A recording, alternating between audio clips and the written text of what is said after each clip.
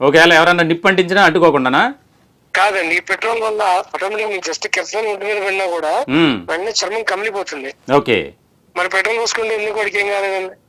అవును, అది కూడా పాయింటేగా. అవును. దీన్ని కూడా నేను 2 సార్లు అడిగాను. నేను ఆ, నా దగ్గరలో ఉన్నప్పుడు అడిగితే నవ్వేవాడు, నాకు అర్థం కాలేదు.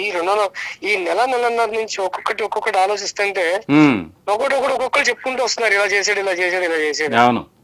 వీడొక ఇంటర్నల్ లో ఉండే ఒక హిందువుల్లో ఉండే, అంటే ఇక చెప్పలేము, వీడికి ఒక కొత్త పేరు పెట్టాలి. అవును. అటువైపు ట్రాన్స్జెండర్ వాళ్ళు మగాళ్ళు ఆడాళ్ళు మనం అట్లా అన్నాము, ఉమ్, వీడికి ఒక కొత్త పేరు పెట్టాలి. ఒక తీవ్రవాది కన్నా కూడా ఒక పెద్ద నేరస్తుడు వీడు. అవును. వీడు మా ఒక్కళ్ళనే కాదండి, ఉమ్, ఒక ఊరికి వచ్చి 4 ఉన్నారండి మినిమం.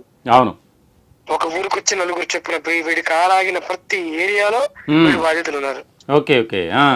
కానీ ఎవరు ఏంటంటే ఆ స్టేషన్ కి వెళ్ళి ఇంత కష్టపడి వీళ్ళు ఎవరు కూడా అంత ఇష్టపడరు. జస్ట్ మీరు కనుక ఓపెన్ కేటగిరీలో ఓపెన్ చేసి జస్ట్ వైట్ పేపర్ ఇచ్చినా పర్లేదని మాట్లాడండి, నాకు తెలిసి 400-500 కేసులు ఈజీగా వస్తాయి వాడి మీద.